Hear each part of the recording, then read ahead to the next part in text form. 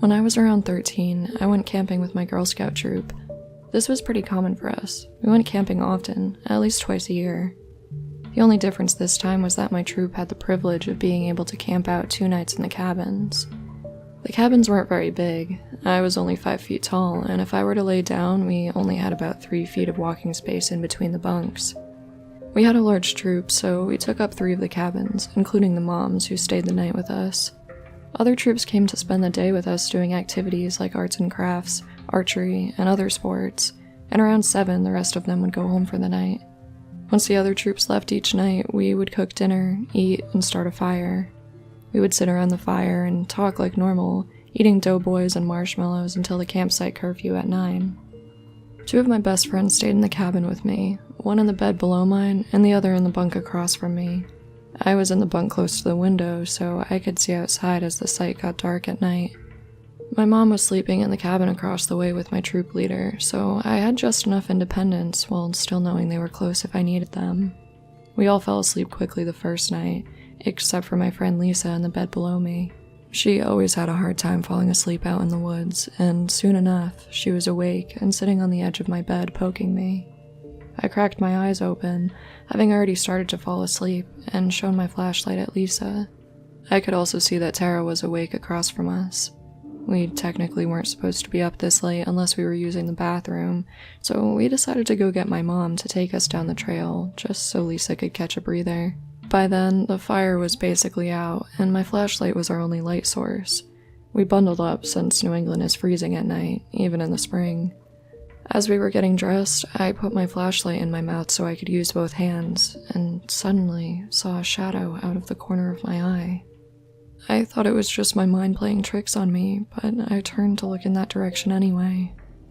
My screams woke up the entire cabin, and we immediately heard my mom and troop leader trampling over each other to get to us. When I had turned to look at the shadow, I saw that it was a man staring through the window. I had no idea how long he had been there, and when I started screaming, he took off. My troop leader talked to the park ranger the next day, and he said he would talk to the night ranger about what happened, but the only answer we ever got was that they thought it was just an animal. Either way, I never went camping there again. I know what I saw, and it still haunts me to this day. I've been reading quite a few stories online about scary experiences people have had in the Scouts, and upon reflection, I remembered something that happened to me when I was a Girl Scout. This was around 1986. I was 8 years old, and Friday the 13th Part 6 had just been released. My parents weren't big on monitoring what I watched as a child, so I had seen all of the movies at that point. I was familiar with the signature noise and Jason's big bloody axe, and would make jokes about them with my friends all the time. My scout troop had went on an overnight retreat at some rec hall. I think it was attached to a church. My mom was there as our troop leader, and several other adults were there as chaperones. Us girls had so much fun that night, eating pizza, doing each other's hair, and trading charms from our Cracker Jack necklaces. We watched a movie, family-friendly this time of course, and then it was time to tuck in for the night. After we fought about who would sleep next to each other, we got our sleeping bags laid out and our pajamas on, and the chaperones allowed us just one last run around the hall to play and take bathroom breaks before bed. Since we were in a rec hall, there weren't any curtains or coverings on the window. At one point during our last hurrah before bedtime, a few of my friends and I saw some movement outside the window in the hallway by the bathrooms. We huddled around the window, peering out into the night, and simultaneously screamed when we saw what had caused the movement from earlier. Jason Voorhees stood outside the window, tapping on the glass with his axe. We all screamed bloody murder, and he disappeared into the trees as the chaperones came running. We shrieked and gasped, telling them, "The Friday the 13th guy is outside." Of course, they didn't believe us. We were all crying, and I was really shaken up since I had actually seen the movies, and I knew what happened if Jason got a hold of you. I guess the chaperones started to take us seriously when they saw that we were still shaken up after 10 minutes or so had passed. My mom pulled me aside and asked if we were playing a prank on them. I swore up and down that no, we weren't lying, and we had really saw Jason outside. My mom took the chaperones around the entire rec hall to check the windows, and after a few minutes had passed, I heard one of the women cursing. Jason was standing right outside the window she was looking out. The adults and children were both scared shitless at this point.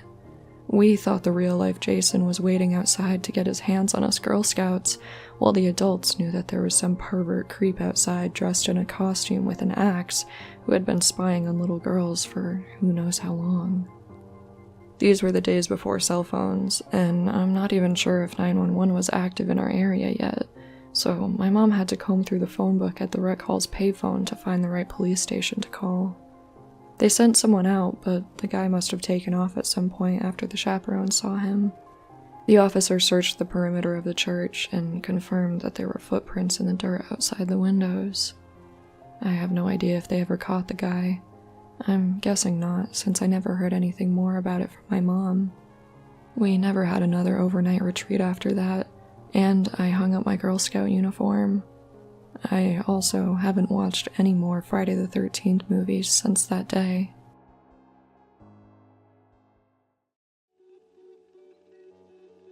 I work at a big-name retail company in the US. I've been at my store for going on 9 years now, so as you can imagine, I have a good amount of friends at work. This happened about 3 years ago, before I became a manager, but still pretty far into my career there. During the holidays, we hire a lot of seasonal team members. Some stay, some go. Among the new faces in the building that year was a younger guy named Matt. For his age, Matt had an amazing work ethic, going as far as to ski into work during a bad snowstorm rather than call out. I was told he was an Eagle Scout and a member of the Honor Society all through school, which didn't surprise me. He was a weird kid, loner type, but seemed to take to me pretty quickly. The department I worked in was towards the back of the store, and he was a backroom team member, so we saw a lot of each other. We would chat about things like video games and comics, mostly passing conversation. Before long, he started adopting my work schedules, mostly to bum cigarettes. Matt ended up staying after the season ended, so I had a pretty consistent smoke buddy. One morning in January, he asked if I knew someone named Jack. He went to the same high school I graduated from, but was considerably younger than me, so I wasn't familiar, and I told Matt I didn't really know him. He replied, "Oh, okay, I was just checking because a friend of mine asked me to deal with him. I'm kind of the protector in my circle of friends, and Jack's been messing with her." I didn't think much about the conversation after that, mostly just surprised by the fact that he had friends outside of his work bubble. The next day, he came to me again to talk about Jack. I figured out where he lived, but there are so many cars in his driveway, I'm not sure which one is his. I need to be sure he's home, or if I do anything, it's actually to his car. This sketched me out a bit, but I obviously assumed he was going to pull a childish prank. Still, just in case, I lied. "Be careful in that area, man. My dad lives out there, and there's been a lot of vandalism. Most homeowners have surveillance cameras out front." He didn't seem fazed by my statement, though, and just switched the conversation to the new Zelda game. About a month or so went by without any new inquiries or comments about Jack. I was relieved. Those conversations were starting to make me a little uneasy. I showed up to work as usual one day, and around 9:45 I took my smoke break. Matt usually came in later, so I was typically alone for my first break of the day. That day, though, he had covered an earlier shift. I was surprised when he met me outside and asked for a cigarette. I gave it to him and sat down to enjoy my break. "So, I finally got that kid." The way he said it sent a chill down my spine, so I tried to change the subject. "Oh, okay, I beat Zelda last night. It's a good game. You should get it." I could see that he was going to continue talking about Jack, though. "Do you know what ricin is?" he asked me. I admit I didn't know what it was at the time, so I shook my head. I wish I could still say I don't. For those of you who also don't know, from what I'm told, ricin is a particularly deadly poison with no scent or taste, and when ingested, it can be lethal within 3 days. "Not a Breaking Bad fan, I guess," Matt said. I shook my head again, but by then he was already rattling off how to make it and what it did. It's lethal, odorless, and tasteless. No antidote either. I put it on a scratch and sniff card and walked it to his house last night. His birthday happened recently, so I don't think he'll be surprised by it. Right away, a million thoughts rushed through my head. I came from a large, close family. If I had a birthday card in my mailbox, hand addressed without a return address on it, I knew for a fact that one of my siblings or parents would have opened it without thinking twice. As much as I wanted to believe that Matt was just trying to sound like a badass, I couldn't bring myself to leave that to chance. I pretended I hadn't heard him, continued my Zelda talk, and then quickly headed back in.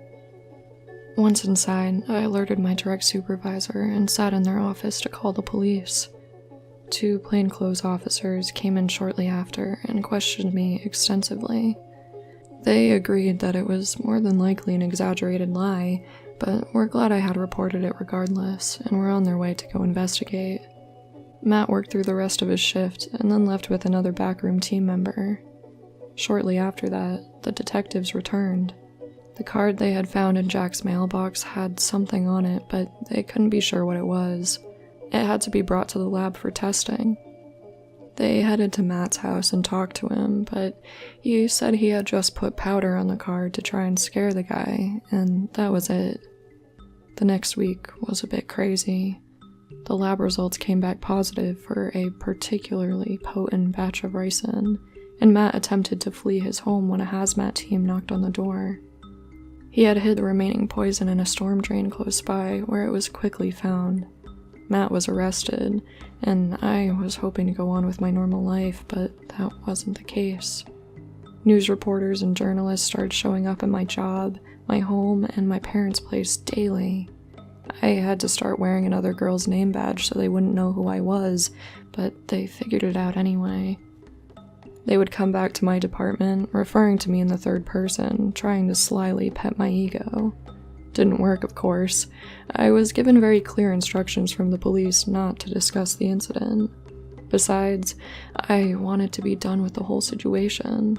My dickhead now ex-boyfriend kicked me out because of the harassment from the reporters, and I just wanted to go back to being normal.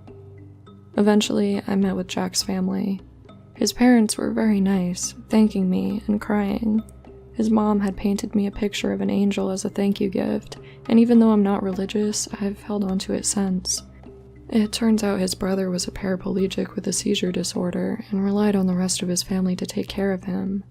Jack's sister, who was opening the mailbox as the police called the house, was a 2-time cancer survivor. And Jack, the eldest child, was in the house with his girlfriend. If I had reported Matt even a little bit later than I had, the chances were all too high that one of them would have died. I found out that the reason Matt tried to kill Jack was because he was dating one of his exes. That's it. That's absolutely insane to me, but clearly this kid is not the most sane person. I met with Jack's family and the police a few times to prep for trial. All our meetings were scheduled weeks in advance and were fairly redundant. Until one day, I got a call very late from a woman I had never spoke to before. She was with a victims protection agency, and she said she needed to meet with me at the courthouse the following morning. I called off work and made my way up there right away. In the meeting room, I was greeted by Jack's family, the original DA and detectives, as well as a new DA and a new set of detectives. They passed around a photocopy of a letter handwritten from Matt to another inmate who was due to be released soon. I can't remember exactly what was written, but there were very graphic, disturbing plans for each of us. There was a specific, distinct plan for every one of us. In exchange for doing things like burning our families alive as we watched, removing our tongues and eyelids, and forcing us to drink bleach, Matt had offered the inmate a trust fund that may or may not even exist. I'm leaning towards not, since he's using a public defender to try and beat an attempted murder charge. He's since been sentenced and sent upstate. His trial seemed to go on forever, finally ending just a few months ago. I don't think he's been charged for the threatening letter to the other inmate, but I'm not supposed to go to those trials, so I may never know.